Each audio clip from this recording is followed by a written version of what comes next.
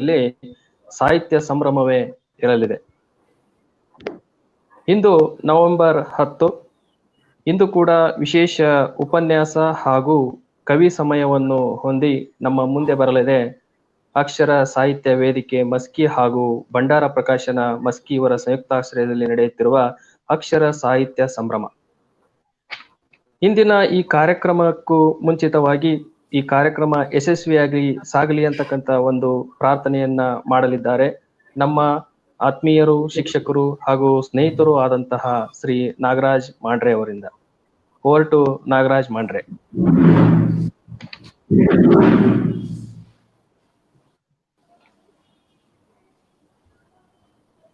Mandre sir, ಪ್ರಾರ್ಥನೆ.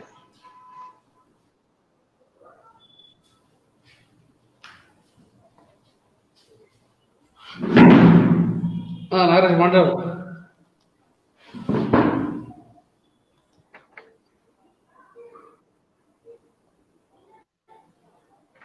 ಹೋದ್ರು ಮಾಂಡ್ರೆ ಅವರು.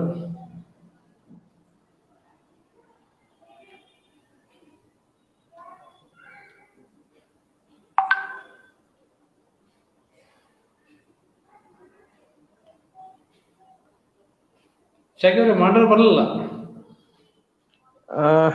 ಆಗಲೇ ಬಂದಿದ್ರು ಸರ್, ಮತ್ತೆ ಹೋಯ್ದಾದ್ರು. ಸರ್ ಸ್ಟಾರ್ಟ್ ಮಾಡ್ಬಿಡ್ರಿ ಲೈವ್ ಈಗ. ಹೌದಾ, ಸ್ಟಾರ್ಟ್ ಮಾಡೋಣ ಸರ್. ಬರಲ್ಲ, ಒಂದು ನಿಮಿಷ ಮಾಡ್ತಾರೆ ಸರ್. ಪರಿಚಯ ಹೇಳಿ. ಹಾ ಸರ್. ಇಂದಿನ ಉಪನ್ಯಾಸ ಕಾರ್ಯಕ್ರಮದ ವಿಷಯ ಪಂಪ ಭಾರತ. ಉಪನ್ಯಾಸವನ್ನ ನೀಡಲಿದ್ದಾರೆ ಡಾಕ್ಟರ್ CB ಚಿಲ್ಕರಾಜಿ ಅವರು. ಮೊದಲಿಗೆ ಅವರ ಪರಿಚಯವನ್ನ ಈ ಸಂದರ್ಭದಲ್ಲಿ ಮಾಡಿಕೊಳ್ಳೋಣ. ಡಾಕ್ಟರ್ CB ರಾಗಿ ಅವರು ಮೂಲತಃ ರಾಯಚೂರು ಜಿಲ್ಲೆಯವರು. ಸದಾ ಕ್ರಿಯಾಶೀಲತೆಯ ಅಪ್ಪಟ ಗ್ರಾಮೀಣ ಪ್ರತಿಭೆ ಉಳ್ಳಂತವರು. ಗುಲ್ಬರ್ಗ ವಿವಿಯಿಂದ MA ಪದವಿಯನ್ನ ಪಡೆದು ಹಂಪಿ ಕನ್ನಡ ವಿಶ್ವವಿದ್ಯಾಲಯದಿಂದ PhD ಪದವಿಯನ್ನ ಇವರು ಪಡೆದಿರ್ತಾರೆ. ಸದ್ಯ ಕೊಪ್ಪಳ ಸರ್ಕಾರಿ ಪ್ರಥಮ ದರ್ಜೆ ಕಾಲೇಜಿನಲ್ಲಿ ಪ್ರಭಾರಿ ಪ್ರಾಂಶುಪಾಲರಾಗಿ ಕಾರ್ಯವನ್ನ ನಿರ್ವಹಿಸ್ತಾ ಇದ್ದಾರೆ. ಚಿಲ್ಕರಾಗಿ ಅವರು ಕವನ ಸಂಕಲನ ಮತ್ತು ತತ್ವ ಪದಗಳ ಸಂಪಾದನೆಯನ್ನು ಕೂಡ ಹೊರತಂದಿದ್ದಾರೆ. ಬೆಂಗಳೂರಿನ ರಾಷ್ಟ್ರೀಯ ಸಂತಕವಿ ಕನಕದಾಸ ಅಧ್ಯಯನ ಕೇಂದ್ರದ ಸದಸ್ಯರು ಕೂಡ ಆಗಿದ್ದಾರೆ. ಇವರ ಕೃತಿಗಳನ್ನು ನಾವು ನೋಡ್ತಾ ಹೋದಾಗ ಕವನ ಸಂಕಲನಗಳು ಅಂತಂದ್ರೆ ಪಣತಿ ಮತ್ತು ಮಹಾನವಮಿ ಹಾಗೂ ಸೂರ್ಯನ ಕಂದಿಲು ಹಿಡಿದು ಬರಲಿ ಅಂತಕ್ಕಂಥ 2 ಕವನ ಸಂಕಲನಗಳನ್ನ ಇವರು ಬಿಡುಗಡೆ ಮಾಡಿದ್ದಾರೆ. ಇನ್ನ ತತ್ವಪದ ಸಾಹಿತ್ಯದ ದೈಲಿ 108 ನಾಯಿ ಬೊಗಳಿದರೇನು ಹಾಗೂ ತಿಳುವಳಿಕೆ ಬಯಲು, ಎಲ್ಲಿತ್ತು ಈ ಮೊದಲು ಎಲ್ಲಿಂದ ಬಂತವ್ವ, ಹಮ್ಮಿಗೆ ಬ್ರಹ್ಮ ತಾಕೆಟ್ಟ, ಬೆಟ್ಟದೂರು ಹಲ್ಲಮ್ಮ ಅಂತಕ್ಕಂಥ ಇತ್ತೀಚಿನ ಒಂದು ಕೃತಿಯನ್ನು ಕೂಡ ಇವರು ಹೊರತಂದಿದ್ದಾರೆ. ಇಂತಹ ಮಹಾನ್ ಸಾಧಕರು ನಮ್ಮ ಜೊತೆ ಇರುವುದು ನಮ್ಮ ಸೌಭಾಗ್ಯ ಅಂತಾನೆ ಹೇಳಬಹುದು. ಈ ಸಂದರ್ಭದಲ್ಲಿ ಇಂದು ಇವರಿಂದ ಒಂದು ಉಪನ್ಯಾಸ ಕಾರ್ಯಕ್ರಮವನ್ನ ನಾವೆಲ್ಲರೂ ಆಲಿಸೋಣ. ವಿಷಯ ಪಂಪ ಭಾರತ. ಎಲ್ಲರೂ ಕೂಡ ಅವರ ಒಂದು ಉಪನ್ಯಾಸವನ್ನ ಆಲಿಸಿ ಅದರ ಸವಿಯನ್ನು ಸವಿಯೋಣ ಅಂತ ಹೇಳ್ತಾ ಅವರ ಈ ಮುಂದಿನ ಸಮಯವನ್ನ ನಮ್ಮ ಡಾಕ್ಟರ್ CB ಚಿಲ್ಕರಾಗಿ ಅವರಿಗೆ ಬಿಟ್ಟು ಕೊಡ್ತಾ ಇದ್ದೇನೆ. Over to CB Chilkaraj sir. ಎಲ್ಲರಿಗೂ ನಮಸ್ಕಾರಗಳು. ನಿಜವಾಗಿಯೂ ಈ ಮಹಂತೇಶ್ ಮಸ್ಕಿ ಅವರು ಮತ್ತು ಗುಂಡ್ರಾವ್ ದೇಸಾಯಿ ಮತ್ತು ಕಂಪನಿ ಮಸ್ಕಿಯಿಂದ ಒಂದು ಒಳ್ಳೆಯ ಸುತ್ಯಾಹಾರವಾಗಿರುವಂತಹ ಕೆಲಸವನ್ನ ಈ ನವೆಂಬರ್ ತಿಂಗಳಲ್ಲಿ ಕನ್ನಡ ರಾಜ್ಯೋತ್ಸವದ ಸವಿ ನೆನಪಿಗಾಗಿ ಮಾಡ್ತಕ್ಕಂಥದ್ದು ಬಹಳ ಸಂತೋಷದಾಯಕವಾಗಿರುವಂತಹ ವಿಷಯ. ನಿಜವಾಗಿಯೂ ಕನ್ನಡ ಸಾಹಿತ್ಯ ಚರಿತ್ರೆಯನ್ನ, ಕನ್ನಡ ಚಾರಿತ್ರಿಕ ಘಟನೆಗಳನ್ನ ಮತ್ತು ಸಾಹಿತ್ಯಿಕ ಕೊಡುಗೆಗಳನ್ನ ಮೇಲಿಂದ ಮೇಲೆ ಮೆಲ್ಕಾಕುವುದು ಅಂತಂದ್ರೆ ನಾವು ಮುಂದಿನ ಪೀಳಿಗೆಗೆ ಈ ಚರಿತ್ರೆಯನ್ನ ತಿಳಿಸಿಕೊಡುವಂತಹದ್ದೇ ಆಗಿದೆ. ಹೀಗಾಗಿ ಇಲ್ಲಿ ಸೇರಿರ್ತಕ್ಕಂಥವ್ರು ಬಹಳ ಜನ ವಿದ್ವಾಂಸರಿದ್ದೀರಿ, ಜ್ಞಾನಿಗಳಿದ್ದೀರಿ. ನಾನು ಅದರಲ್ಲಿ ಒಬ್ಬ ಸಾಮಾನ್ಯ ವ್ಯಕ್ತಿಯಾಗಿ ನನ್ನ ಕೆಲವೊಂದು ಅನಿಸಿಕೆಗಳನ್ನ ಪಂಪ ಭಾರತದ ಬಗ್ಗೆ ಹೇಳಕ್ ಇಷ್ಟವನ್ನು ಪಡ್ತಾ ಇದ್ದೀನಿ. ಕನ್ನಡ ಸಾಹಿತ್ಯದಲ್ಲಿ 10ನೇ ಶತಮಾನವನ್ನ ಸುವರ್ಣ ಯುಗ ಅಂತ ಕರಿತೀವಿ. ರತ್ನತ್ರಯರಲ್ಲಿ ಪ್ರಮುಖವಾಗಿರುವಂತ ವ್ಯಕ್ತಿ ಪಂಪ ಆಗಿ ಹೋಗಿರ್ತಕ್ಕಂಥ ಕನ್ನಡದ ಆದಿಕವಿ ಅಂತ ನಾವು ಅದನ್ನು ಗುರುತಿಸಿದೀವಿ, ಆತನನ್ನ ಗುರುತಿಸಿದೀವಿ. ಪೊನ್ನ ಮತ್ತು ರನ್ನ ಮುಂದಿನ ಆ ಜವಾಬ್ದಾರಿಯನ್ನ ನಿರ್ವಹಿಸಿಕೊಂಡು ಹೋಗಿರುವಂತಹದ್ದನ್ನ ನಾವು ನೋಡಿದೀವಿ. ಚಾರಿತ್ರಿಕ ಘಟ್ಟದಿಂದ ಪಂಪನ ಕಾಲವನ್ನ ಕ್ರಿಸ್ತಶಕ 942 ಅಂತ ಈಗಾಗಲೇ ವಿದ್ವಾಂಸರು ಗುರುತಿಸಿರ್ತಕ್ಕಂಥದ್ದು. ದುಂದುಭೀನಾಮ ಸಂವತ್ಸರದಲ್ಲಿ ಆತ ತಾನು ಹುಟ್ಟಿದ್ದೀನಿ ಅಂತ ಹೇಳ್ಕೊಳ್ಳುವಂಥದ್ದನ್ನ ವಿದ್ವಾಂಸರು ಗುರುತಿಸಿದಾಗ ಅದು ಕ್ರಿಸ್ತಶಕ 941 42 ಆಗ್ತದೆ ಅನ್ನುವಂಥದ್ದನ್ನ ಹೇಳಿದ್ದಾರೆ.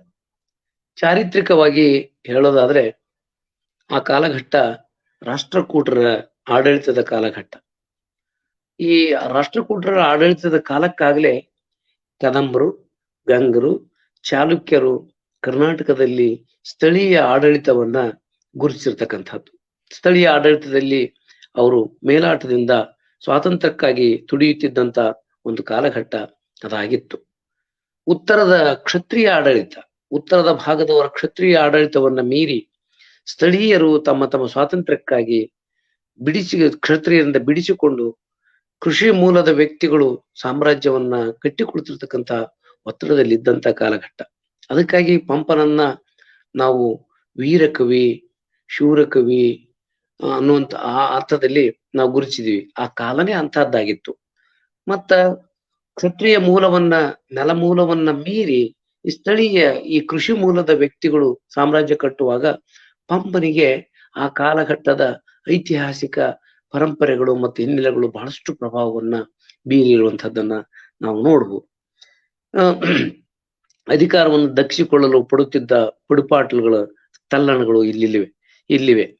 ಮತ್ತ ರಾಷ್ಟ್ರಕೂಟರು ಮೂಲತಃ ಕನ್ನಡದ ಅರಸರು, ಮತ್ತು ಅವರು ಕೂಡ ಕೃಷಿ ಮೂಲದವರು ಆಗಿರ್ತಕ್ಕಂಥದ್ದು.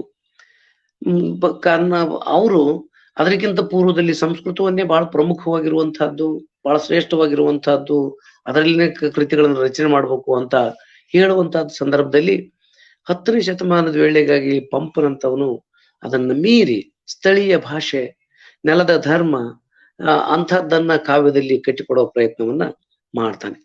ಆತ ಹೇಳ್ಕೊಳ್ಳುವಂಥದ್ದು ತಂದೆ ಅಂಥ ಪರಿಸರ ನಂತರ ರಾಜದ್ರಾಮಕನೆನಿಸಿದ ಸಾಜದ ಪುಲಿಗೆರಿಯ ತಿರುಳುಗನ್ನಡದ ಭಾಷೆಯಲ್ಲಿ ನಾನು ಕಾವ್ಯವನ್ನ ರಚನೆ ಮಾಡ್ತೀನಿ ಅಂತ ಹೇಳ್ಕೊಳ್ತಾನೆ.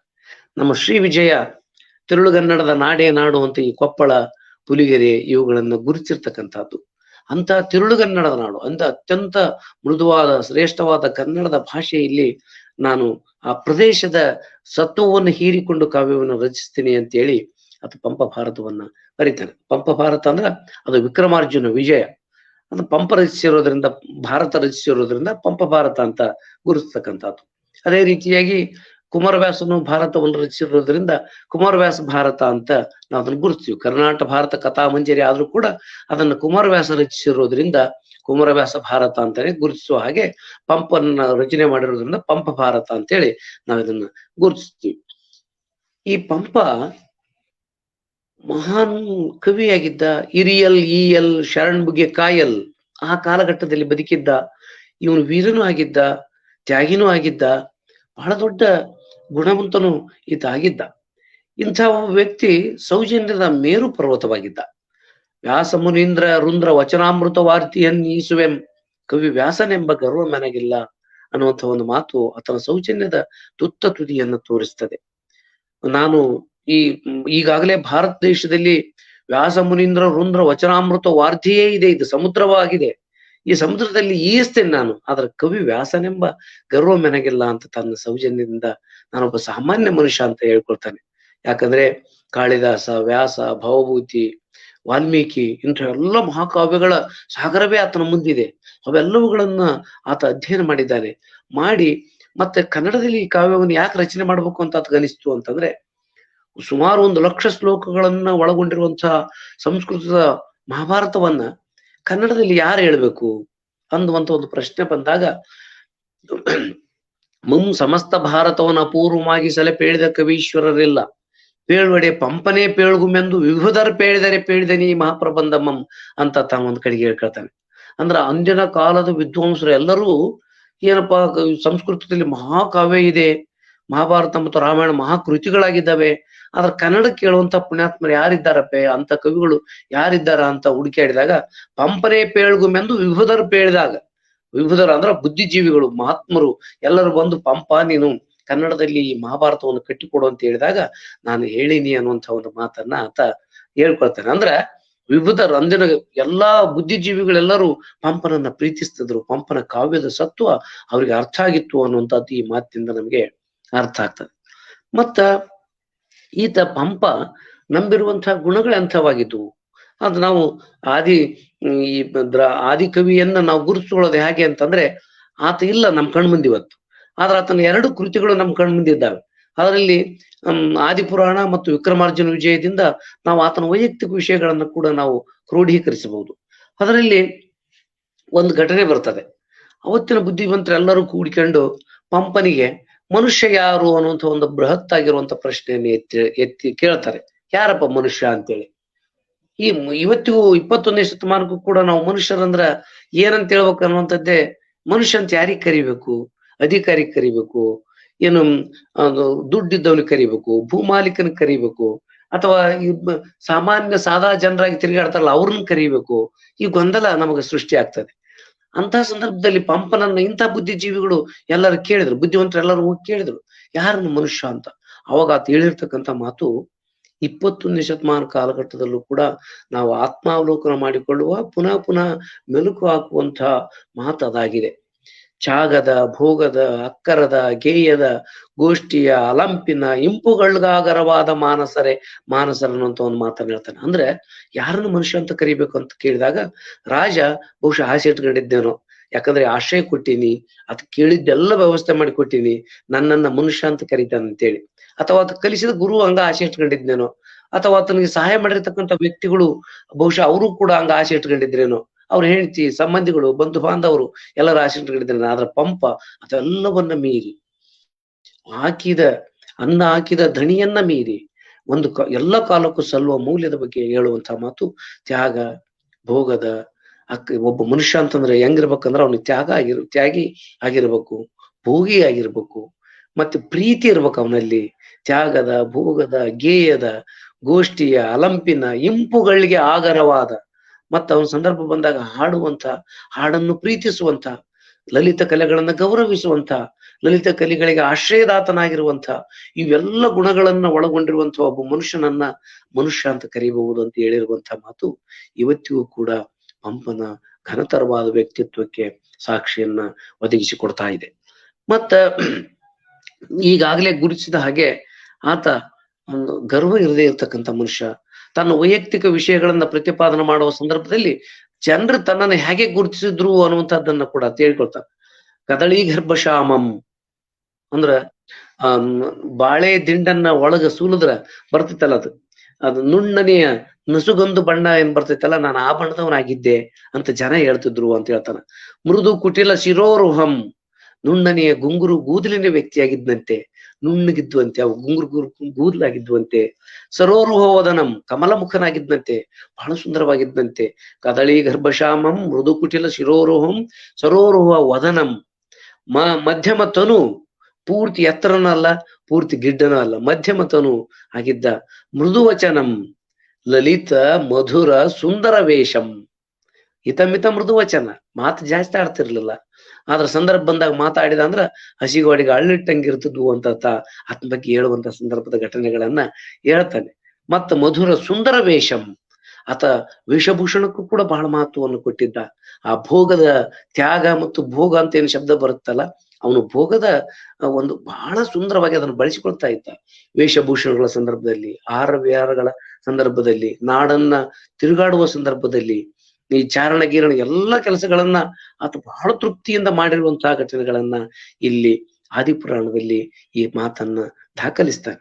ಅದೇ ರೀತಿಯಾಗಿ ಇನ್ನೊಂದು ಚೋದ್ಯವಾಗಿರುವಂತ ವಿಷಯ, ಅದು ಹೇಳ್ಕೊಳ್ಬೇಕು ಬ್ಯಾಡೋ ಅಂತ ಅಲ್ಲ, ಆ ಕಾಲಘಟ್ಟದಲ್ಲಿ ಜನರು ತನ್ನನ್ನು ಹ್ಯಾಕ್ ಗುರುತಿಸಿದ್ರು ಅಂತ ಹೇಳೋ ಸಂದರ್ಭದಲ್ಲಿ ಒಂದಿಷ್ಟು ವೈಯಕ್ತಿಕ ವಿಷಯಗಳನ್ನ, ತಾನು ಹೆಣ್ಣಿನ ಪ್ರಿಯಕರನಾಗಿದ್ದ, ಅಥವಾ ಬೇರೆ ಬೇರೆ ಕೇರಳ, ಆಂಧ್ರ, ಮಲಯಾಳಂ ಬೇರೆ ಬೇರೆ ನಾಡಿನ ಹೆಣ್ಣುಗಳು ಆತನಿಗೆ ಒಲಿತಿದ್ರು, ಬಂದಿದ್ರು ಅನ್ನುವಂಥದ್ದನ್ನು ಕೂಡ ಆದಿಪುರಾಣದಲ್ಲಿ ದಾಖಲಿಸ್ತಾನೆ.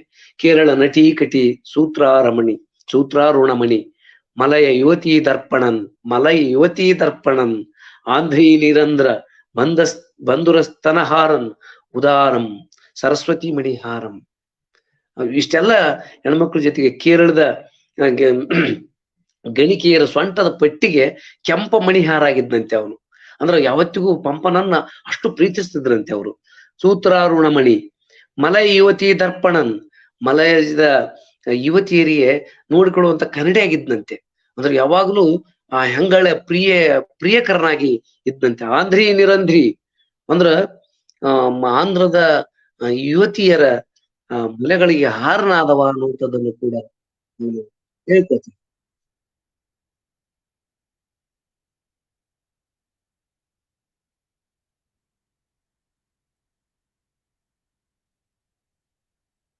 ಉದಾಹರಣ ಸರಸ್ವತಿ ಮಣಿಹಾರಂ. ಮತ್ತು ಇಂಥ ವ್ಯಕ್ತಿ ಸರಸ್ವತಿ ಮಣಿಹಾರ ಆಗಿದ್ದ.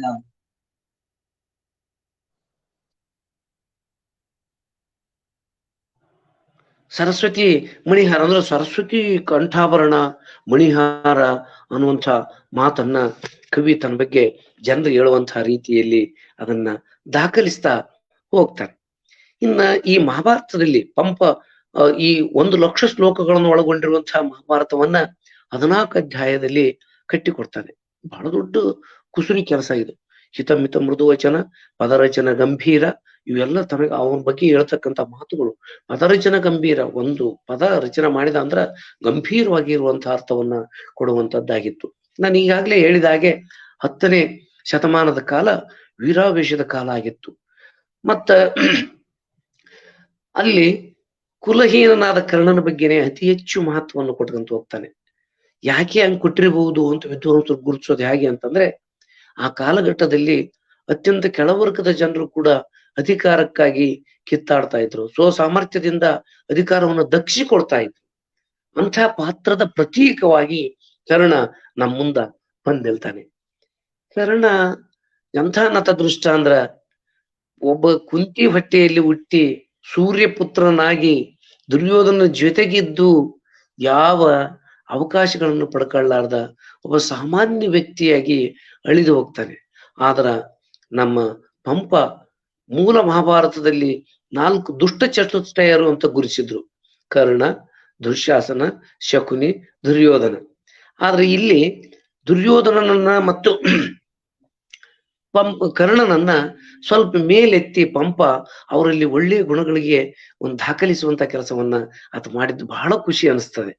ಇಲ್ಲಿ ಕರ್ಣನನ್ನ ಹೇಳುವ ಸಂದರ್ಭದಲ್ಲಿ ಮೀನುಗಾರರ ಅಂದ್ರ ವ್ಯಾಸರ ಕುಲದಲ್ಲಿ ಹುಟ್ಟಿರ್ತಕ್ಕಂಥವ್ರು, ಬೆಸ್ತರ ಕುಲದಲ್ಲಿ ಹುಟ್ಟಿರ್ತಕ್ಕಂಥ ಪಂಪನನ್ನ ಅಥವಾ ಕುಲದಲ್ಲಿ ಹುಟ್ಟಿದಾನೆ ಅಂತ ತಿಳ್ಕೊಂಡಿರುವಂತ ಸಂದರ್ಭದಲ್ಲಿ ಸಣ್ಣ ಕೂಸಿರಾಗನೆ ಸೀತಾ ಕುಂತಿ ಆ ಹೊಳೆಯಲ್ಲಿ ಬಿಟ್ಟಾಗ ಅವನು ರಾಧೇಯ ಹತ್ರ ಬೆಳೆದು ರಾಧೇಯನಾಗಿ ಬದುಕಬೇಕಾಗಿರುವಂತ ಸ್ಥಿತಿ ಬಂದಂತ ಸಂದರ್ಭವನ್ನ ಕವಿ ಬಹಳ ಸುಂದರವಾಗಿ ದಾಖಲಿಸ್ತಾರೆ.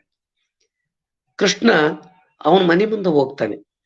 ಏನು ಒಂದು ಅವನು ಕರ್ಣನ ಒಲಿಸ್ಕೊಳ್ಬೇಕು ಅನ್ನೋಂತ ಒಂದು ಸಂದರ್ಭದಲ್ಲಿ ಅವನ ಮನೆ ಮುಂದೆ ಹೋಗಿ ಕಿರಿದಡಿ ಎಂಬಾ ಪೋಪಂ ಎಂದು ಸ್ವಲ್ಪ ಮುಂದಕ್ಕೆ ಹೋಗಿ ಬಾರಪ್ಪ, ಇಲ್ಲಿ ನಿನ್ ಜೊತೆಗೆ ಮಾತಾಡ್ಬೇಕಾಗೈತಿ ಅಂದಾಗ ಮೀಂಗುಲಿಗನಿಗೆ ಏಕೆ ದಯೆಗೈದರು ಅನ್ನುವಂತ ಒಂದು ಶಬ್ದವನ್ನು ಕೇಳ್ತಾನೆ. ನೀವೆಲ್ಲ ಬಹಳ ದೊಡ್ಡವರು, ಭೀಷ್ಮಾಚಾರ್ಯ, ಕೃಪಾಚಾರ್ಯ, ಶಲ್ಯ, ದ್ರೋಣಾಚಾರ್ಯ, ಯಾದವರು, ಕೌರವರು ಎಲ್ಲರೂ ನಿನ್ನನ್ನು ಸೇವಿಸ್ತಾರೆ, ನಿನ್ನನ್ನು ಗೌರವಿಸ್ತಾರೆ, ನಿನ್ನನ್ನು ಆಧರಿಸ್ತಾರೆ. ಅನ್ನಂತ ಒಬ್ಬ ಸಾಮಾನ್ಯ ಸೂತಪುತ್ರನ ಮನೆಗೆ ನೀವ್ ಯಾಕೆ ಬಂದ್ರಿ ಅಂತ ಕೇಳಿದಾಗ ಕೃಷ್ಣ ಹೇಳ್ತಾನೆ, ಬೇದಿಸಲೆಂದೇ ದಲ್ ನುಡಿದರು ಎನ್ನದಿರು ಒಯ್ಯನೇ ಕೇಳ್ಕರ್ಣ ಅಂತ. ನಾನ್ ನಿಮ್ಮಿಬ್ಬರು ನಡುವೆ ಜಗಳ ಹಚ್ಬೇಕಂತ ಈ ಮಾತು ಹೇಳ್ತಾ ಇಲ್ಲಪ್ಪ ಅಂತ ಹೇಳಿ ಜಗಳ ಹಚ್ಚರು ಹೇಳ್ತಾರ ನೋಡ್ರಿ. ಇವೆಲ್ಲ ಒಂದು ಟ್ಯಾಕ್ಟಿಕ್ಸ್ ಅಂತ ಕರೀತೀವಿ. ಬಹಳ ಬುದ್ಧಿವಂತಿಕೆ, ಜಾಣತನದಿಂದ ಇಂಥ ಶಬ್ದಗಳನ್ನ ಬಳಸ್ತಾರೆ. ನಿಮ್ ನಡುವೆ ಜಗಳ ಹಚ್ಚಕ್ಕಂತ ಬಂದಿಲ್ಲ. ಬೇದಿಸಲೆಂದೇ ದಲ್ ನುಡಿದರು ಎನ್ನದರು ಒಯ್ಯನೇ ಕೇಳ್ಕರ್ಣ, ನಿನ್ನಾದಿಯೊಳಬ್ಬೆ ಕೊಂತಿ ನಿನಗಮ್ಮನ್ನ ಹರ್ಪತಿ ಮೈದುನನೇ ನಾಂ ಪೆರತೇಂ ಪಡೆ ಮಾತೋ ನಿನತು ಮೇದಿನಿ ನೀನುಳ್ಳರೆ ಮತ್ತೆ ಪೆರ ನರೇಂದ್ರರೇ. ನೋಡಪ್ಪ, ನಿಮ್ಮವ್ವ ಕುಂತಿ, ನಿಮ್ಮಪ್ಪ ಸೂರ್ಯದೇವ, ನಾನು ಮೈದುನ, ಇಷ್ಟೆಲ್ಲ ಏನ್ ಮಾತಾಡೋದು? ನಿನತು ಮೇದಿನಿ, ನಿನತು ನೀನುಳ್ಳರೆ ಮತ್ತೆ ಪೆರ ನರೇಂದ್ರರೇ. ಎಡಕ್ಕ ಕೌರವರು ಇರ್ತಾರೆ, ಬಲಕ್ಕ ಪಾಂಡವರು ಇರ್ತಾರೆ, ಎದುರಿಗೆ ಯಾದವರು, ಮಾದ್ರರು ಎಲ್ಲರೂ ನಿನ್ನ ಸೇವೆಯನ್ನ ಮಾಡ್ತಾರಪ್ಪ. ದಯವಿಟ್ಟು ನೀನು ಯಾವುದೇ ಕಾರಣಕ್ಕೂ ನಮ್ ಕಡೆ ಬಂದು ಬಿಡು ಅಂತೇಳಿ ಕೇಳಿದಾಗ ಅವನು ಬಹಳ ತಲೆಯನ್ನ ಆಡಿಸ್ತಾ ಕೃಷ್ಣ ಎಂಥ ಸಂದರ್ಭದಲ್ಲಿ ಎಂಥ ಮಾತನ್ನ ಹೇಳಿ ಈ ಭೇದವನ್ನ ಬಿತ್ತಿಬಿಟ್ಟಿಯಲ್ಲ ನೀನು ಅಂತ ಹೇಳಿ ತನ್ನ ಒಂದು ನಿಷ್ಠೆಯನ್ನ ನೋಡ್ರಿ. ಚಕ್ರವರ್ತಿ ದುರ್ಯೋಧನ ಅಂದ್ರ ಬಹುಶಃ ಇವತ್ತು ಪ್ರೈಮ್ ಮಿನಿಸ್ಟರ್ ಪೋಸ್ಟ್ ಅದು ಅಂಥದ್ದು. ಈ ಕರ್ಣನ ಪೋಸ್ಟ್ ಒಬ್ಬ ಸಾಮಾನ್ಯ MLA ಪೋಸ್ಟ್ ಇರ್ಬಹುದೇನೋ ಅಂತ ಅನಿಸ್ತೈತೆ. ಒಬ್ಬ ಅಂಗರಾಜ್ಯದ ಒಂದು ಸಾಮಾನ್ಯ ಅಂಗರಾಜ್ಯದ ಅಧಿಪತಿ ಇವನು, ಆದ್ರೆ ಅವನು ಇಡೀ ಭಾರತದ ಚಕ್ರವರ್ತಿ. ಅಂಥ ಭಾರತದ ಚಕ್ರವರ್ತಿ ಸ್ಥಾನ ನಿನಗಾಗಿ ಒಲಿದು ಬರ್ತಾ ಇದೆ ಅಂತಂದಾಗ ಅವನು ತಿರಸ್ಕರಿಸ್ತಾನೆ. ಇವತ್ತು ನಾವು ರಾಜಕಾರಣಿಗಳನ್ನ ನೋಡಿದ್ರೆ ಬಹುಶಃ ಇದು ಪಂಪ ಭಾರತವನ್ನ ರಾಜಕಾರಣಿಗಳಿಗೆ ಟೆಕ್ಸ್ಟ್ ಆಗಿ ಇಡಬೇಕೇನೋ ಅಂತ ನನಗೆ ಎಷ್ಟೋ ಸಾರಿ ಅನಿಸ್ತದೆ. ಅವನು ಒಲ್ಲೆ ಅಂತ ಹೇಳ್ತಾನೆ. ಒಲ್ಲೆ ಅಂತ ಹೇಳಿ ಇಲ್ಲ ನೋಡು ಸ್ವಲ್ಪ ವಿಚಾರ ಮಾಡು ಅಂತ ಹೇಳಿದಾಗ ಇಲ್ಲ ಅದು ಸಾಧ್ಯನೇ ಇಲ್ಲ ಅಂತ ಹೇಳ್ತಾನೆ. ಹೇಳಿದ್ಮೇಲೆ ಮುಂದ ಒಂದು ಬಹಳ ದೊಡ್ಡ ಪ್ರಮುಖವಾಗಿರುವಂತಹ ಮಾತನ್ನ ಪಂಪ ರಚನೆ ಮಾಡಿಕೊಡ್ತಾನೆ. ಏನದು ಅಂತಂದ್ರೆ ಭಾನುಮತಿ ಜೊತೆಗೆ ನೆತ್ತ ಆಡುವಂತ ಪಗಡೆ ಆಡುವಂತ ಒಂದು ಸಂದರ್ಭವನ್ನ ಕವಿ ಚಿತ್ರಿಸಿಕೊಡ್ತಾನೆ. ಇದು ಬಹಳ ಕನ್ನಡದ ಶ್ರೇಷ್ಠವಾಗಿರುವಂತಹ ಪದ್ಯಗಳ ಸಾಲಿನಲ್ಲಿ ಸೇರಿರ್ತಕ್ಕಂಥ ಒಂದು ಪದ್ಯ ಇದು. ಅದು ಯಾವುದು ಅಂತಂದ್ರೆ, ನೆತ್ತಮನಾಡಿ ಭಾನುಮತಿ ಸೋಲ್ತಡೆ ಸೋಲಮ ನೀವುದೆಂದು ಕಾಡುತ್ತಿರೆ, ಲಂಬಣಂ ಪರಿಯೇ ಮುತ್ತಿನ ಕೇಡನೆ ನೋಡಿ ನೋಡಿ ಬಳುಕುತ್ತಿರೆ, ಏವಮೆಲ್ಲದಿದನ ಆಯುವುದು ಎಂಬ ಭೂಪೋತ್ತಮರ ಬಿಸುಟಿನಾದಡೆ ಆಂ ಬೇಡನಲ್ಲವೇ ಅನ್ನುವಂಥ ಒಂದು ಮಾತದು. ಅಂದ್ರೆ ದುರ್ಯೋಧನ ಹೆಂಡತಿ ಅಂತಃಪುರಕ್ಕೂ ಪ್ರವೇಶಕ್ಕೆ ನಮ್ಮ ಕರ್ಣನಿಗೆ ಅವಕಾಶವನ್ನು ಕೊಟ್ಟಿದ್ದ. ಅಂದ್ರೆ ಇವನು ಗೆಳೆತನ ಅಷ್ಟು ಶ್ರೇಷ್ಠತಮವಾಗಿತ್ತು. ಈ ಗೆಳೆತನವನ್ನ ಕಟ್ಟಿಕೊಡ್ಬೇಕಂತಾನೆ ಪಂಪ ಬಹುಶಃ ಇವು ಎರಡು ಪಾತ್ರಗಳನ್ನ ಔನ್ನತ್ಯೀಕರಿಸಿದ್ನೇನೋ ಅಂತ ವಿದ್ವಾಂಸರು ಗುರುತಿಸಿದ್ದಾರೆ. ಗೆಳೆಯರಂದ್ರೆ ಹೆಂಗಿರ್ಬೇಕು, ದುಷ್ಟತನದಲ್ಲಾಗ್ಲಿ ಶಿಷ್ಟತನದಲ್ಲಾಗ್ಲಿ ನಂಬಿಕೆ ವಿಷಯದಲ್ಲಾಗ್ಲಿ ಹೇಗಿರ್ಬೇಕು, ವಿಶ್ವಾಸದ ಸಂದರ್ಭದಲ್ಲಿ ಹೇಗಿರ್ಬೇಕು ಅನ್ನುವಂಥದ್ದನ್ನ ನಮ್ಮ ಪಂಪ ಕಟ್ಟಿಕೊಟ್ಟಿರ್ತಕ್ಕಂಥದ್ದು ಕನ್ನಡ ಸಾಹಿತ್ಯದಲ್ಲಿ ಬಹಳ ಶ್ರೇಷ್ಠವಾಗಿರುವಂತಹದ್ದು. ಅದ್ರಲ್ಲಿ ಏನು ಅಂತಂದ್ರೆ, ನೆತ್ತಮನಾಡಿ ಭಾನುಮತಿ ಅಂದ್ರ ಭಾನುಮತಿ ತಲಬಾಗ್ಲಿಗೆ ಮುಖ ಮಾಡಿಕೊಂಡು ಕುಂತ್ಕೊಂಡಾಳೆ. ಕರ್ಣ ಅವನ ವಿರುದ್ಧ ಕುಂತ್ಕೊಂಡಿದ್ದಾನೆ. ಸೋತು ಒಂದು ಪಣ ಕಟ್ಟಿದ್ರು. ಸೋತ್ರ ನೀನು ಮುತ್ತಿನ ಹಾರವನ್ನು ಕೊಡ್ಬೇಕು, ನೀ ಸೋತ್ರ ನೀ ಮುತ್ತಿನ ಹಾರವನ್ನು ಕೊಡ್ಬೇಕು ಅಂತ ಪಣ ಕಟ್ಟಿದ ಸಂದರ್ಭದಲ್ಲಿ ಪಣದ ಕಟ್ಟಿ ಆಡುವಾಗ ಎದುರಿಗೆ ದುರ್ಯೋಧನ ಬಂದ ತಕ್ಷಣ ಗಂಡ ಬಂದ ಅಂತೇಳಿ ಈಕೆ ಹಿಂಗೆ ಎದ್ದೇಳದಕ್ಕ ಅವನು ಸೋಲನ್ನ ಕೊಡು ಅಂತ ಅವ್ನು ಕೇಳೋದಕ್ಕ ಈಕೆ ಕೊಡಲಾರ್ದ ಎದ್ದೇಳ್ತಾಳ ಬಾ ಅಂತೇಳಿ ಆಕೆ ಕೊರಳಿಗೆ ಕೈ ಹಾಕಿ ಎಳೆದು ಬಿಡ್ತಾನೆ. ಕೊರಳಿಗೆ ಕೈ ಹಾಕೋದಕ್ಕೆ ಆಕೆ ಗಂಡ ಬಂದಂತ ಎದ್ದೇಳೋದಕ್ಕ ಅದು ಮುತ್ತಿನ ಸರ ಚಲ್ಲಾಪಿಲ್ಲಿಯಾಗಿ ಹರಿದು ಬಿದ್ದು ಬಿಡುತ್ತೆ. ದುರ್ಯೋಧನ ಬಂದು ಏನಂತಾನೋ ಅಂತ ಹೇಳಿ ಆಕೆ ಹೆಂಡತಿ ಗದಗಡ ನಡಿಕೆಂತ ನಿಂದಿರ್ತಾಳ. ಅಯ್ಯೋ ನನ್ನ ಮಿತ್ರನ ಹೆಂಡತಿ ಮೈ ಮೇಲೆ ಕೈ ಹಾಕಿಬಿಟ್ಟಲ್ಲ ಅಂತ ಇವನು ಗಡಗಡಗಡ ನಡುಗುತ್ತಾನೆ.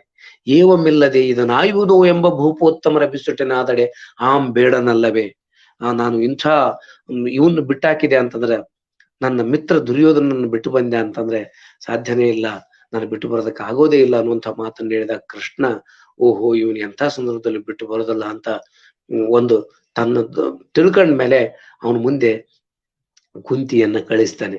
ಮುಂದ ಇಂದ್ರನನ್ನ ಕೂಡ ಕಳಿಸ್ತಾನೆ. ಅವನ ಕರ್ಣನ ಕುಂಡಲಗಳನ್ನ ಕವಚಗಳನ್ನ ಕಿತ್ತಿ ಕೊಡುವ ಸಂದರ್ಭಕ್ಕೂ ಕೂಡ ಮುಂದ ಆ ಕೃತಿ ಸಾಕ್ಷಿ ಆಗ್ತದೆ. ಸಾಕ್ಷಿಯಾಗಿರುವಂತಹದ್ದು ಆ ಕವಿ ಬಹಳ ಅರ್ಥಪೂರ್ಣವಾಗಿ ಕಟ್ಟಿಕೊಡ್ತಾನೆ.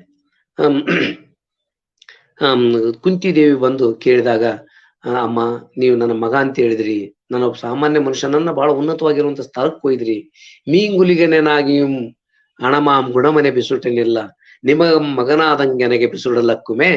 ಅಂದ್ರೆ ನಾನು ಮೀನುಗಾರನಾಗಿನೇ ನನ್ನ ಮೌಲ್ಯಗಳನ್ನ ಕಾಪಾಡ್ಕೊಂಡು ಬಂದಿನಮ್ಮ. ನಿನ್ನ ಮಗ ಅಂತ ಹೇಳಿದ್ಮೇಲೆ ಇನ್ನೂ ನನ್ನಲ್ಲಿ ದೊಡ್ಡ ಶಕ್ತಿ ಬಂತು. ನಾನು ಯಾವಾಗ್ಲೂ ನಿಮ್ಮ ಮಾತುಗಳನ್ನು ಪಾಲಿಸ್ತೀನಿ, ಆದ್ರೆ ನನ್ನ ಮೌಲ್ಯವನ್ನ ಬಿಟ್ಟು ಕೊಡೋದಲ್ಲ ಅಂತ ಹೇಳೋದ್ರ ಮುಖಾಂತರ ಅಲ್ಲಿ ಕರ್ಣ ಬಹಳ ದೊಡ್ಡ ಪ್ರಮುಖವಾಗಿರುವಂತಹ ಪಾತ್ರಧಾರಿ ನಿಲ್ತಾನೆ. ಮುಂದ ದ್ರೋಣಾಚಾರ್ಯರ ಜೊತೆಗೆ ಒಂದು ಸಂದರ್ಭ ಬರ್ತದೆ. ಅವನಿಗೆ ಅಧಿಕಾರದಿಂದ ಎಲ್ಲಾ ಕಡೆಗೆ ತಪ್ಸಂತ ಹೋಗ್ತಾರೆ. ಕಣ್ಗೆಟ್ಟ ಮುದುಪಂಗೆ ಪಟ್ಟಂಗಟ್ಟುವರೆ ಅಂತಾನೆ. ವೀರಪಟ್ಟವನ್ನ ಕಟ್ಟಬೇಕಾದಾಗ ದುರ್ಯೋಧನ ಜೊತೆಗೆ ನಾನು ನಿಂತ್ಕೊಂಡು ಪಾಂಡವರನ್ನ ನಾಶ ಮಾಡಿಬಿಡ್ತೀನಿ, ನನಗ್ ಪಟ್ಟ ಕಟ್ಟ್ರಿ ಅಂತ ಕೇಳ್ತಾನೆ. ಕೇಳಿದಾಗ ಅವನ್ ಪಟ್ಟ ಕಟ್ಟೋದೇ ಇಲ್ಲ. ಅಲ್ಲಿ ಪಟ್ಟ ಕಟ್ಟೋದಲ್ಲ, ಭೀಷ್ಮಾಚಾರ್ಯರಿಗೆ ಪಟ್ಟವನ್ನು ಕಟ್ತಾರೆ. ಅವಾಗ ಅಲ್ಲಿ ಒಂದು ಮಾತಾಡಿಬಿಡ್ತಾನೆ ಅವನು. ಕಣ್ಗೆಟ್ಟ ಮುದುಪಂಗೆ ಪಟ್ಟಂಗಟ್ಟುವರೆ, ವೈರಿಗಳ ನಿತ್ಯಲ ಮುರಿವರೆ ನನಗೆ ಪಟ್ಟಂಗಟ್ಟ. ವೈರಿಗಳ ನಿಟ್ಟಲು ಮುರಿಬೇಕಾದ್ರೆ ನಾನೇ ಸಮರ್ಥ ಇದ್ದೀನಿ, ಹೋಗಿ ಕಣ್ ಕಾಣ್ಲಾರ್ದ ಮುದುಕನಿಗೆ ಕಟ್ಟಿರಲ್ಲ ಅಂತ ಅಂದ್ಬಿಡ್ತಾನೆ.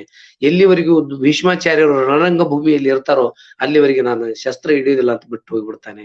ಅದು ಕೂಡ ದುರ್ಯೋಧನ ದುರ್ದೈವವೇ ಸರಿ. ಮುಂದ 10 ದಿವಸದವರೆಗೂ ಭೀಷ್ಮಾಚಾರ್ಯರು ಇರ್ತಾರೆ. ನೆಕ್ಸ್ಟ್ ದ್ರೋಣಾಚಾರ್ಯರಿಗೆ ಪಟ್ಟವನ್ನು ಕಟ್ಟುವಂತ ಸಂದರ್ಭ, ವೀರ ಪಟ್ಟವನ್ನು ಕಟ್ಟುವಂತ ಸಂದರ್ಭ.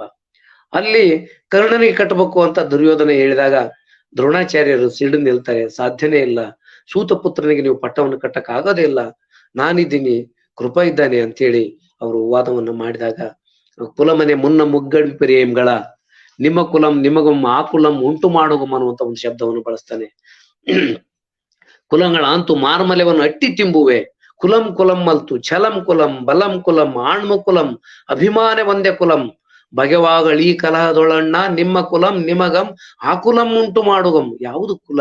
ಛಲ ಕುಲ, ಬಲ ಕುಲ, ಅಭಿಮಾನ ಕುಲ. ನಾಳೆ ಯುದ್ಧ ನಡೀತಿತ್ತಲ್ಲ, ಯುದ್ಧದಲ್ಲಿ ನಿಮ್ಮ ಕುಲಗಳು ನಿಮ್ನೇನಾದ್ರೂ ಸಾಕಿ ಸಲುತ್ತವೇನು? ಅವು ವೈರಿಗಳನ್ನ ನಾಶ ಮಾಡ್ತವೇನು? ಇಂಥವೆಲ್ಲ ಬಿಟ್ಟು ಬಿಡ್ರಿ. ಛಲ ಬಲ ಅಣ್ಮು ಇವು ಇರುವಂತಹದ್ದನ್ನು ಮಾತ್ರ ಕುಲ. ನಿಮ್ಮ ಕುಲಂ ನಿಮಗಂ ಆಕುಲಂ ಉಂಟು ಮಾಡುಗಮ್ಮ. ವ್ಯಾಕುಲ ಅನ್ನುವಂತ ಶಬ್ದ ಏನು ಉಳ್ಕೊಂಡೈತಲ್ಲ, 10 ಶತಮಾನದಿಂದ ಉಳಿದಿರ್ತಕ್ಕಂಥ ಒಂದು ಶಬ್ದ. ನಾಳೆ ನಿಮ್ಮ ಕುಲ ನಿಮಗ ಆಕುಲ ವ್ಯಾಕುಲ ಸೃಷ್ಟಿ ಮಾಡ್ತದೆ ಅಂತ ಹೇಳ್ತಾನೆ. ಅನಿವಾರ್ಯವಾಗಿ ಆಗನೂ ಪಟ್ಟವನ್ನು ಕಟ್ಟೋದೇ ಇಲ್ಲ. ಕೊನೆಗೆ ಅನಿವಾರ್ಯವಾಗಿ ಅವನು ಬಿಟ್ಟು ಹೋಗ್ಬೇಕಾಗಿರುವಂತ ಸ್ಥಿತಿ ಬರ್ತದೆ. ಈ ರಣರಂಗ ಭೂಮಿಯಲ್ಲಿ ದ್ರೋಣಾಚಾರ್ಯರು ಹೋಗ್ಬಿಡ್ತಾರೆ. ಹೋದಂತ ಸಂದರ್ಭದಲ್ಲಿ ಇವನಿಗೆ ಕೊನೆಗೂ ವೀರಪಟ್ಟ ಆಗದೆ ಇರುವಂತ ಸ್ಥಿತಿಯನ್ನ ಕವಿ ಚಿತ್ರಿಸ್ತಾನೆ. ಆದ್ರ ಪಂಪ ಕರ್ಣನ ಪಕ್ಷಪಾತಿ. ಅವನು ಆಕ್ಚುಲಿ ಅರ್ಜುನನ ಬಗ್ಗೆ ಕಾವ್ಯವನ್ನು ಬರೆದ್ರು. ಅರ್ಜುನ ಪರಮ ವೈರಿಯಾಗಿರುವಂತ ಪಂಪನ ಕರ್ಣನ ಬಗ್ಗೆನೆ ಬಹಳ ಪ್ರೀತಿ ಆತಗ. ಇಡೀ ಮಹಾಕಾವ್ಯವನ್ನು ರಚಿಸಿ 14 ಚಾಪ್ಟರ್ಗಳಲ್ಲಿ ನಗಿಸಿ ರಚಿಸಿದ ಮೇಲೆ 13ನೇ ಚಾಪ್ಟರ್ ಕೊನೆಗೆ ನೆನೆಯದರಣ್ಣ ಭಾರತದೊಳಿಂಪೆರರ ಆರುಮನ ಒಂದೇ ಚಿತ್ತದಿಂ ನೆನೆವಡೆ ಕರ್ಣನನ್ನೆನೆಯ ಕರ್ಣನೊಳಾರ್ಧ್ವರೆ ಕರ್ಣನ ಏರು ಕರ್ಣನ ಕಡುನನ್ನಿ ಕರ್ಣನ ಪಡೆಮಾತಿನೊಳಪುದಿದು ಕರ್ಣ ರಸಾಯನ ಮಲ್ತೆ ಭಾರತಂ ಅಂತ ಹೇಳ್ತಾನೆ. ಕರ್ಣ ರಸಾಯನ, ಕಿವಿಗೆ ಕರ್ಣನ ಕೃತಿಯನ್ನ ಕೇಳ್ತಾ ಇದ್ರೆ ಕಿವಿಗೆ ಇಂಪಾಗಿರುವಂತ ಗಾನ ಸುದ್ದಿ ಹರ್ದಂಗ ಆಗ್ತತೆ. ಯಾಕಂತಂದ್ರೆ ಎಂದುಂ ಪೋಗೆಂದನೆ ಮಾಣೆಂದನೆ ಪೆರತೊಂದ ನೀವನೆಂದನೆ ನೊಂದ ಅಹ ಎಂದನೆ. ಸಹಜವಾಗಿ ಬೈ ಬರ್ತ್ ಇನ್ಬಿಲ್ಟ್ ಅಂತೀವಲ್ಲ ನಾವು, ಇನ್ಬಿಲ್ಟ್ ಆಗಿ ಬಂದಿರುವಂತ ಆ ಕರ್ಣ ಕುಂಡಲ ಮತ್ತು ಕವಚಗಳು ಇರುವಂತದ್ ಕಿತ್ತಿ ಕೊಡುವಂತ ಸಂದರ್ಭದಲ್ಲಿ ನೆತ್ತರು ಪನಪನ ಪನಿಯೇ ಹಾ ಎಂದೊರಲಿದನೆ ಅಂತ ಕವಿ ಬಳಸ್ತಾನೆ. ನೆತ್ತರು ಅನಿಯನಿಯಾಗಿ ಕಿತ್ತಬೇಕಾಗಿದ್ರ ಇನ್ಬಿಲ್ಟ್ ಆಗಿರುವಂತ ದೇಹದ ಒಂದು ಅಂಗವಾಗಿರುವಂತ ಅದನ್ನು ಕಿತ್ತಿ ಕೊಡ್ಬೇಕಾದಾಗ ನೆತ್ತರು ಅನಿಯನಿಯಾಗಿ ನೆಲಕ್ ಬೀಳ್ತಾ ಇತ್ತಂತೆ. ನೆತ್ತರು ಪನಪನ ಪನಿಯೇ ಹಾ ಎಂದೊರಲಿದನೆ ಅದೇನು ಸತ್ಕಲಿಯೋ ಎಂದುಂ ಪೋಗೆಂದನೆ ಈಗ ಬೇಡಪ್ಪ ನಾಳೆ ಕೊಡ್ತನನ್ನ ಮಾಣೆಂದನೆ ಇದು ಬೇಡಪ್ಪ ಇನ್ನೊಂದು ಕೇಳನ್ನ ಪೆರತೊಂದ ನೀವನೆಂದನೆ ನೊಂದ ಹಾ ಎಂದನೆ ಏನ್ ಸತ್ ಕಲಿಯೋ ಅಂತ ಹೇಳಿ ಅದಕ್ಕಾಗಿ ಅವನು ಕರ್ಣ ರಸಾಯನ ಮಲ್ತೆ ಭಾರತಂ ಅನ್ನೋ ಒಂದು ಮಾತನ್ನ ಆತ ದಾಖಲಿಸಿಕೊಡ್ತಾನೆ. ಇನ್ನ ಇಡೀ ಮಹಾಭಾರತದಲ್ಲಿ ಬಹಳಷ್ಟು ಬದಲಾವಣೆಗಳನ್ನ ಮಾಡಿಕೊಂಡ 1,00,000 ಶ್ಲೋಕಗಳಿರುವಂತ ಆ ಮಹಾಭಾರತವನ್ನ ಸಣ್ಣದಾಗಿ ಕಟ್ಟಿಕೊಡ್ಬೇಕಾಗಿದೆ. ಇಲ್ಲಿ 14 ಅಶ್ವಾಸಗಳಲ್ಲಿ ಕಟ್ಟಿಕೊಡ್ಬೇಕಾದಂತ ಸಂದರ್ಭದಲ್ಲಿ ಬದಲಾವಣೆಗಳನ್ನ ಮಾಡಿಕೊಳ್ತಾನೆ. ಭಗವದ್ಗೀತೆ ಬಗ್ಗೆ ಇಲ್ಲಿ ಹೇಳೋದಿಲ್ಲ, ಆದ್ರೆ ಭಗವದ್ಗೀತೆಯ ಮೌಲ್ಯಗಳನ್ನ ಆ ಕೃಷ್ಣನ ಸಂದರ್ಭದಲ್ಲಿ ನೆನಪು ಮಾಡಿಕೊಳ್ಳುವಂತಹದ್ದು. ಮತ್ತ ಅಲ್ಲಿ 5 ಜನರ ಜೊತೆಗೆ ವಿವಾಹವಾಗುವಂತಹದ್ದನ್ನ ಇಲ್ಲಿ ಕೇವಲ ಅರ್ಜುನ ಜೊತೆಗೆ ವಿವಾಹ ಮಾಡಿಸುವಂತಹದ್ದು. ಜಾತಿ ಅನ್ನುವಂಥದ್ದು ಅಧಿಕಾರದಿಂದ ಹೊರಗಿಡುವಂತ ವ್ಯವಸ್ಥೆಯಾಗಿ ಕರ್ನಾಟಕದಲ್ಲಿ ಬಳಕೆಯಾಗುವಂತಹದ್ದನ್ನ ಆ ಕವಿ ಅನುಭವಿಸಿರುವಂತ ತಾಹತಾಗಳನ್ನ ಅಲ್ಲಿ ದಾಖಲಿಸಿಬಿಡ್ತಾನೆ. ಮತ್ತ ಇಲ್ಲಿ ಹೆಂಗಸರು ತಮ್ಮ ಓಲೆ ಭಾಗ್ಯ ಉಳಿಲಿ ಅಂತ ಆಸೆ ಪಡ್ತಾರೆ. ಹೆಂಗಸರು ಓಲೆ ಭಾಗ್ಯ ಉಳಿಲಿ ಅಂತ ಆಸೆ ಪಡ್ತಾರೆ. ಸೈನಿಕರು ಒಡೆಯರಿಗೆ ಜಯ ಆಗ್ಲಿ ಅನ್ನುವಂಥದ್ದನ್ನ ಆಸೆ ಪಡ್ತಾರೆ. ಮತ್ತ ನಾಯಕರಲ್ಲಿ ಎಲ್ಲಾ ನಾಯಕರಲ್ಲಿ ಸಾವಿನ ಬಗ್ಗೆನೇ ಮಾತಿದೆ. ಯುದ್ಧ ಅನ್ನುವಂಥದ್ದು ಆರಂಭ ಆಗಿ ಮುಕ್ತಾಯ ಆದ್ರೂ ಸಹಿತವಾಗಿ ಸಾವು ಅನ್ನುವಂಥದ್ದು ನಿರಂತರವಾಗಿರ್ತದೆ. ಅದಕ್ಕಾಗಿ ಯುದ್ಧವನ್ನು ಪ್ರೀತಿಸಬಾರದು ಅಂತೇಳಿ ಧರ್ಮರಾಯನೇ ಮೊದಲಾಗಿರುವಂತಹ ವ್ಯಕ್ತಿಗಳು, ಕೃಷ್ಣ ಪರಮಾತ್ಮನೇ ಮೊದಲಾಗಿರುವಂತಹ ವ್ಯಕ್ತಿಗಳು ಮೇಲಿಂದ ಮೇಲೆ ಯುದ್ಧ ತಿರಸ್ಕಾರ ಮಾಡ್ಬೇಕು, ಅದನ್ನ ಒಪ್ಪಬಾರದು ಅನ್ನುವಂಥದ್ದನ್ನ ನಾವಲ್ಲಿ ಗುರುತಿಸ್ತೀವಿ.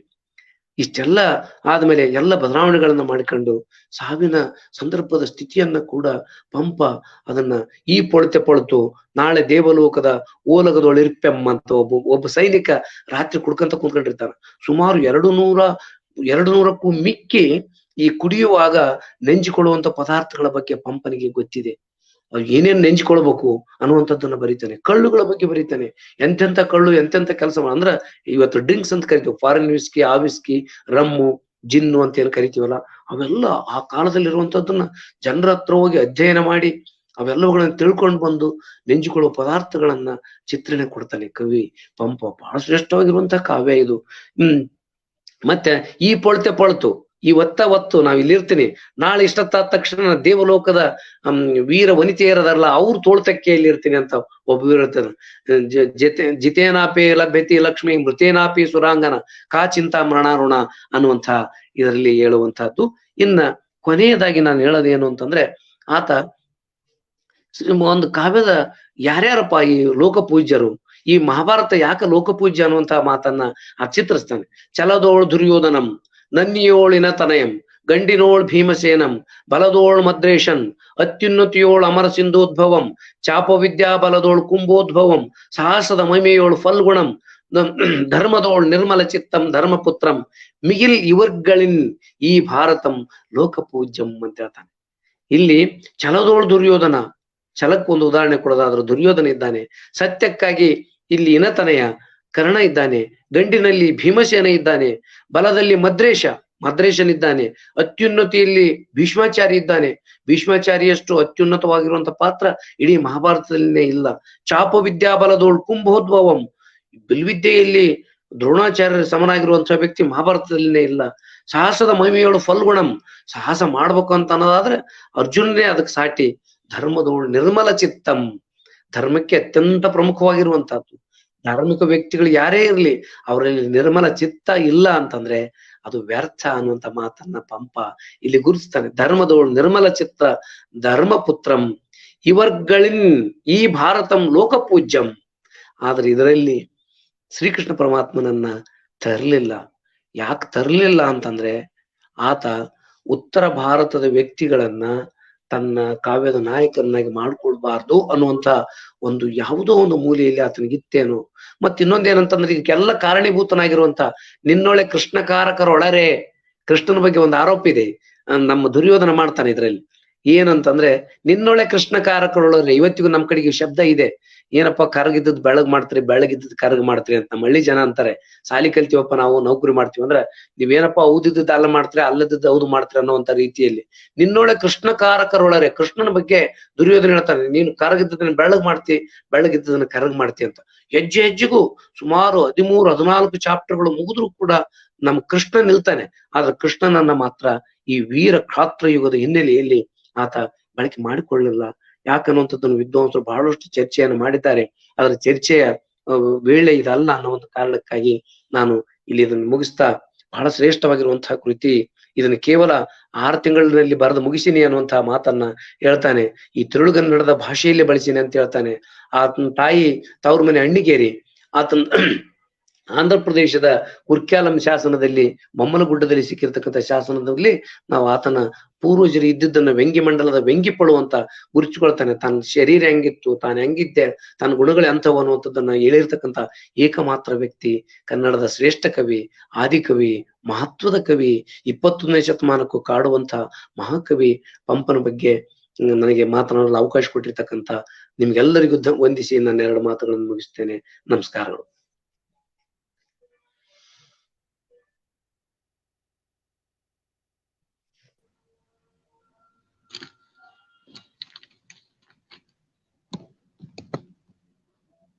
ಹಲೋ. ಸಂಸಾರ ಸಾರೋದಯ ಸರಸ್ವತಿ ಮಣಿಯಾರ, ಕವಿತಾ ಗುಣಾರ್ವ ಆದಿಕವಿ, ಕನ್ನಡ ಕಾವ್ಯಗಳ ಜನಕ, ನಾಡೋಜ, ನೂತನ ಯುಗ ಪ್ರವರ್ತಕ ಎಂಬ ಬಿರುದುಗಳನ್ನು ಹೊಂದಿದ ಪಂಪ ಕುರಿತು, ಪಂಪನ ಪರಿಚಯ, ಪಂಪನ ಸಾಹಿತ್ಯ ಕೃತಿಗಳಾದ ಆದಿಪುರಾಣ ಹಾಗೂ ವಿಕ್ರಮಾರ್ಜುನ ವಿಜಯಗಳ ಕುರಿತಂತೆ ಹಲವಾರು ವಿಚಾರಗಳನ್ನ ನಮ್ಮೊಂದಿಗೆ ಹಂಚಿಕೊಂಡ ಡಾಕ್ಟರ್ CB ಸಿಲ್ಕರಾಗಿ ಅವರಿಗೆ ತುಂಬು ಹೃದಯದ ಧನ್ಯವಾದಗಳು. ಮಾನ್ಯರ ಇಂದಿನ ಉಪನ್ಯಾಸದಿಂದ ಪಂಪ ಭಾರತದ ಕುರಿತಂತೆ ಕುತೂಹಲಕಾರಿ ವಿಷಯಗಳನ್ನು ನಾವು ತಿಳಿದುಕೊಂಡಂತಾಯಿತು. ಮಾನ್ಯರಿಗೆ ಧನ್ಯವಾದಗಳನ್ನ ಹೇಳ್ತಾ ಕಾರ್ಯಕ್ರಮದ ಮುಂದಿನ ಹಂತಕ್ಕೆ ಹೋಗೋಣ. ಈಗ ಕವಿ ಸಮಯ. ಇಂದಿನ ಕವಿ ಸಮಯದಲ್ಲಿ ಕವಿ ಸೂಗುರೇಶ್ ಹಿರೇಮಠರವರಿಂದ ಕವನ ವಾಚನ ಆಲಿಸಲಿದ್ದೇವೆ. ಇದಕ್ಕೂ ಮೊದಲು ಸೂಗುರೇಶ್ ಹಿರೇಮಠರವರ ಬಗ್ಗೆ ಒಂದೆರಡು ವಿಷಯಗಳನ್ನು ತಿಳ್ಕೊಳ್ಳೋಣ. ಸೂಗುರೇಶ್ ಹಿರೇಮಠರವರು ಶಿಕ್ಷಕರು ಹಾಗೂ ನಮ್ಮ ಎಲ್ಲ ಸ್ನೇಹಿತರು, ಲಿಂಗಸೂರಿನ ಕನ್ನಾಳದವರು, ಉತ್ಸಾಹಿ ಲೇಖಕರು, ಕವಿಗಳು ಆಗಿದ್ದಾರೆ. ಇವರ ಪ್ರಥಮ ಕೃತಿ ಕವನ ಸಂಕಲನ ಮುರಿದ ಟೊಂಗೆಯ ಚಿಗುರು 2017ನೇ ಸಾಲಿನಲ್ಲಿ ಕರ್ನಾಟಕ ಸರ್ಕಾರದ ಕನ್ನಡ ಪುಸ್ತಕ ಪ್ರಾಧಿಕಾರದಿಂದ ಧನ ಸಹಾಯದೊಂದಿಗೆ ಈ ಕೃತಿ ಬಿಡುಗಡೆಯಾಯಿತು. ಇದು ದತ್ತಿ ಪ್ರಶಸ್ತಿ ಪುರಸ್ಕಾರವನ್ನು ಸಹ ಪಡೆದಿದೆ. ಇಂತಹ ಲೇಖಕರು, ಕವಿಗಳು ನಮ್ಮ ಜೊತೆ ಇರ್ತಕ್ಕಂಥದ್ದು ನಮ್ಮ ಸೌಭಾಗ್ಯ ಅಂತಲೇ ಹೇಳಬಹುದು. ಕವಿ ಸಮಯವನ್ನ ಕವಿ ಸುಗುರೇಶ್ ಹಿರೇಮಠರವರಿಗೆ ಬಿಟ್ಕೊಟ್ಟು ಈಗ ಅವರ ಕವನ ವಾಚನವನ್ನ ಆಲಿಸೋಣ. Over to Suguresh Hiremath.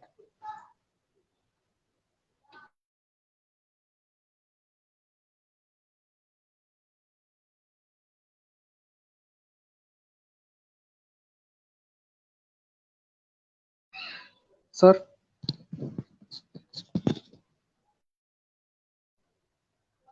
Hello. ಎಲ್ರಿಗೂ ನಮಸ್ಕಾರ. ಅಕ್ಷರ ಸಾಹಿತ್ಯ ವೇದಿಕೆ ಹಾಗೂ ಭಂಡಾರ ಪ್ರಕಾಶನದ ಈ ತಿಂಗಳಾದ್ಯಂತ ನಡೆಯುತ್ತಿರುವ ಈ ಅಕ್ಷರ ಸಾಹಿತ್ಯ ಸಂಭ್ರಮಕ್ಕೆ ಸಂಭ್ರಮವನ್ನು ಆಯೋಜಿಸಿರುವ ಎಲ್ಲ ಆಯೋಜಕರಿಗೆ ತುಂಬು ಹೃದಯದ ಧನ್ಯವಾದಗಳನ್ನ ಹೇಳ ಬಯಸ್ತೇನೆ. ಈ ಕಾರ್ಯಕ್ರಮದ ಒಂದು ಭಾಗವಾಗಿ ನಾನು ಇರುವುದಕ್ಕೆ ನನಗೆ ಖುಷಿ ಕೂಡ. ಹಿರಿಯರಾದ ಗುಂಡ್ರಾವ್ ಸರ್ ಅವ್ರಿಗೂ ಮಹದೇಶ್ ಮಸ್ಕಿ ಸರ್ ಅವ್ರಿಗೆ ಈ ಮೂಲಕ ನಾನು ಧನ್ಯವಾದಗಳನ್ನ ಹೇಳ ಬಯಸ್ತೇನೆ. ನನ್ನ ಇಂದಿನ ಕವಿ ಸಮಯದಲ್ಲಿ ನಾನು ಒಂದು ಗಜಲನ್ನ ಓದ ಬಯಸ್ತೇನೆ. ಗಜಲ್: ಅಂತರಂಗದಲ್ಲಿ ನಡೆಯುವ ಯುದ್ಧಕ್ಕೆ ಕೊನೆಯೆಂದು, ಅಂತರಂಗದಲ್ಲಿ ಕ್ಷಣ ಕ್ಷಣವೂ ನಡೆಯುವ ಯುದ್ಧಕ್ಕೆ ಕೊನೆಯೆಂದು, ಸ್ವತಃ ಸುಟ್ಟುಕೊಂಡ ಗಾಯದ ಕಲೆಗೆ ಕೊನೆಯೆಂದು, ಪರಿಶುದ್ಧ ಪ್ರೇಮದ ಅಂದಿನ ಆಣೆ ಪ್ರಮಾಣಗಳು ಗಹಗಹಿಸಿ ನಗುತ್ತಿವೆ. ಪರಿಶುದ್ಧ ಪ್ರೇಮದ ಅಂದಿನ ಆಣೆ ಪ್ರಮಾಣಗಳು ಗಹಗಹಿಸಿ ನಗುತ್ತಿವೆ. ಆತ್ಮಕ್ಕೆ ಕೊಳ್ಳಿ ಇಟ್ಟುಕೊಳ್ಳುತ್ತಿರುವುದಕ್ಕೆ ಕೊನೆಯೆಂದು, ಜೋರು ಅಳಲು ಬಾರದವ ಮುಗುಳ್ನಗಲು ಯೋಚಿಸುವನಂತೆ, ಜೋರು ಅಳಲು ಬಾರದವ ಮುಗುಳ್ನಗಲು ಯೋಚಿಸುವನಂತೆ, ಬೇಡವೆಂದರೂ ಕಣ್ಣು ತುಂಬುವುದಕ್ಕೆ ಕೊನೆಯೆಂದು, ಜೀವಕಣವೇ ಕಾಡುವ ನೆನಪಾಗಿ ಸದಾ ತಿವಿಯುತ್ತಿದೆ, ಜೀವಕಣವೇ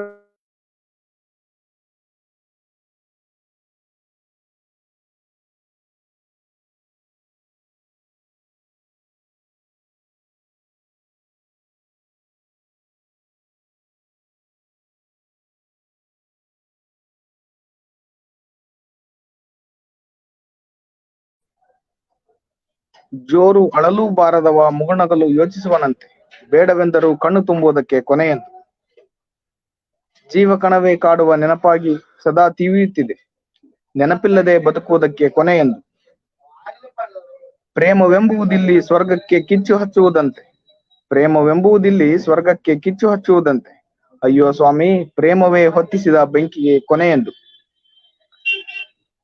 ಅವಕಾಶ ಮಾಡಿದ್ದಕ್ಕಾಗಿ ಅಕ್ಷರ ಸಾಹಿತ್ಯ ವೇದಿಕೆ ಹಾಗೂ ಎಲ್ಲ ಅಕ್ಷರ ಸಾಹಿತ್ಯ ವೇದಿಕೆಯ ಸಂಘಟಕರಿಗೆ ತುಂಬ ಧನ್ಯವಾದಗಳು. ಧನ್ಯವಾದಗಳು ಸರ್. ಕವನ ಗಜಲ್ ವಾಚನವನ್ನ ಮಾಡಿರ್ತಕ್ಕಂಥ ಸುಗುರೇಶ್ ಹಿರೇಮಠ ಅವರಿಗೆ ಧನ್ಯವಾದಗಳು. ನೆನಪಿಲ್ಲದೆ ಬದುಕುವುದಕ್ಕೆ ಕೊನೆಯಂತು, ತುಂಬಾ ಮಾರ್ಮಿಕವಾದಂತಹ ಗಜಲ್ ವಾಚನ. ಸುಗುರೇಶ್ ಹಿರೇಮಠರವರು ಒಳ್ಳೆಯ ಕವಿಗಳು, ಲೇಖಕರು. ಬಹಳ ನಮ್ಮ ಜೊತೆ ಇರೋದಕ್ಕೆ ತುಂಬಾ ಸಂತೋಷ. ಅವರ ಒಂದು ಸಾಹಿತ್ಯ ಸೇವೆ ಹೀಗೆ ಮುಂದುವರಲಿ ಅಂತ ಹೇಳ್ತಾ ಇವತ್ತಿನ ಕಾರ್ಯಕ್ರಮದ ಮುಂದಿನಂತಹ ವಂದನಾರ್ಪಣೆ. ಇವತ್ತಿನ ದಿನ ನಾವು ಉಪನ್ಯಾಸ ಕಾರ್ಯಕ್ರಮವನ್ನ ಡಾಕ್ಟರ್ CB ಚಿಲಕರಾಗಿ ಅವರು ಮಹಾಪಂಪ ಭಾರತದ ಬಗ್ಗೆ ಹಲವಾರು ವಿಷಯಗಳನ್ನ ನಮ್ಗೆ ತಿಳಿಸ್ಕೊಟ್ಟಿದ್ದಾರೆ. ಅವರಿಗೆ ನಮ್ಮ ಎಲ್ಲ ಬಳಗದ ಪರವಾಗಿ ಅವರಿಗೆ ತುಂಬ ಹೃದಯದ ಧನ್ಯವಾದಗಳನ್ನ ಅರ್ಪಿಸ್ತಾ ಇದ್ದೇನೆ. ಹಾಗೆ ಇವತ್ತಿನ ಕವಿ ಸಮಯದಲ್ಲಿ ನಮ್ಮ ಸುಗುರೇಶ್ ಹಿರೇಮಠರವರು ಗಜಲ್ ವಾಚನದ ಮೂಲಕ ನಮಗೆ ಸಂತೋಷವನ್ನ ನೀಡಿದ್ದಾರೆ. ಹಾಗೂ ಒಂದು ಉತ್ತಮವಾದಂತ ಗಜಲನ್ನ ಆಸ್ವಾದನ ಮಾಡೋದಕ್ಕೆ ನಮಗೆ ಅವಕಾಶವನ್ನು ಕೊಟ್ಟಿದ್ದಾರೆ. ಅವ್ರಿಗೆ ತುಂಬ ಹೃದಯದ ಧನ್ಯವಾದಗಳನ್ನ ಈ ಸಂದರ್ಭದಲ್ಲಿ ಹೇಳ್ತಾ ಇದ್ದೇನೆ. ಹಾಗೆ ಈ ಕಾರ್ಯಕ್ರಮವನ್ನ ಆಯೋಜಿಸಿ ಉತ್ತಮವಾದಂತಹ ಕಾರ್ಯಕ್ರಮವನ್ನ, ಸಾಹಿತ್ಯದ ಒಂದು ಹಬ್ಬವನ್ನೇ ನಮಗೆ ನೀಡ್ತಾ ಇರತಕ್ಕಂತ ಅಕ್ಷರ ಸಾಹಿತ್ಯ ವೇದಿಕೆ ಹಾಗೂ ಭಂಡಾರ ಪ್ರಕಾಶನ ಇವರ ಎಲ್ಲರಿಗೂ ಕೂಡ ಎಲ್ಲ ಪದಾಧಿಕಾರಿಗಳಿಗೆ ನಮ್ಮ ತುಂಬ ಹೃದಯದ ಧನ್ಯವಾದಗಳನ್ನ ಹೇಳ್ತಾ ಇವತ್ತಿನ ಈ ಕಾರ್ಯಕ್ರಮವನ್ನ ಇಲ್ಲಿಗೆ ಮುಗಿಸ್ತಾ ಇದ್ದೇನೆ. ಧನ್ಯವಾದಗಳು.